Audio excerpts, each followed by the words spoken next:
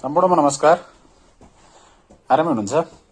आज आइतबारको दिन बच्चाहरू सम्बन्धी कुरा गर्न मन लाग्यो। तपाईको बच्चा आज घरमै हुनुहुन्छ कि स्कुल जानुभयो? मेरो बच्चा त आज घरमै हुनुहुन्छ। नेपाल सरकारले अहिले आइतबार समेत बिदा दिने भन्ने खालको जुन निर्णय गरेको थियो त्यो अनुसार मेरो छोरीको स्कुल आइतबार पनि बिदा हुन्छ। आज त्यसैले ऊ घरमा मसँगै खेलेर बसिरहेको छ। तर मेरो छिमेकीको बच्चा आज स्कुल गएर पढ्दैछ। अब यसमा अलिकति बच्चाहरूलाई अथवा अभिभावकलाई पनि अलिकति दोहोरो व्यवहार जस्तो देखिएको हुँदा मेरो छोरीको तर्फबाट हेर्यो भने मेरो छोरी आज एकदमै खुसी छ। घरमै बस्न पाएको छ, पढ्न परेको छैन, मजा आइरहेको छ। तर समान क्लासमा पढ्ने अर्को स्कुलमा पढ्ने मेरो छिमेकीको बच्चा आज स्कुलमा गएर पढिरहेको छ। अब यसका दुवै फाइदा बेफाइदा जेसुकै होला, केन्द्रीय सरकारको निर्णय लागू नभएर स्थानीय सरकारको निर्णय लागू हुन्छ स्कुलमा भनिएको छ र एउटै स्थानीय निकायभित्र पनि यो फरक फरक मापदण्ड लागू भएको देखिएको छ। त्यसैले मेरो बच्चालाई लाग्दो मेरो छिमेकीको बच्चा स्कुल जान पर्यो, म चाहिँ जान परेन, मेरो स्कुल त कस्तो राम्रो।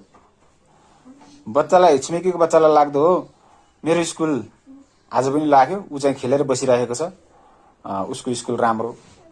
अथवा मनोवैज्ञानिक रूपमा उनीहरूलाई केही न केही असर त परिराखेकै होला, हैन?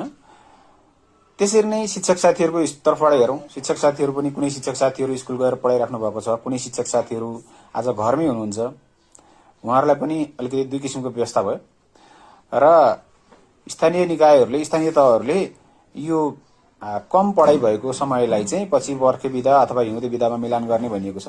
त्यो बेलामा पनि अब अहिले स्कुल नगएको बच्चाहरू स्कुल जाने भए, अहिले स्कुल गएको बच्चाहरू स्कुल नजाने भए। अब बच्चाहरूले हेर्दा त के हुन्छ, मलाई चाहिँ बढी पढाउन लगाए, मलाई चाहिँ स्कुल लगाए, ऊ चाहिँ खेलेर बसिरहेको छ भन्ने खालको अलिकति मनोवैज्ञानिक किसिमको नकारात्मक असर पनि पर्छ कि।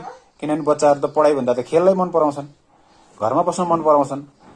त्यसैले गर्दा यो मापदण्डले फाइदा बेफाइदा दुवै गरेकै होला, तर अलिकति सबैलाई समान किसिमको व्यवहार भइदियो भने, कम्तीमा पनि एउटै स्थानीय निकायभित्र अथवा समानसँगै पढ्ने विद्यार्थी भाइ बहिनीहरू बीचमा, बच्चा बच्चीहरू बीचमा एउटै व्यवहार भइदियो भने त्यसले राम्रो पो गर्थ्यो कि। तपाईहरुलाई के लाग्छ यो विषयमा? आफ्नो धारणा राख्नु है त। हस्, धन्यवाद।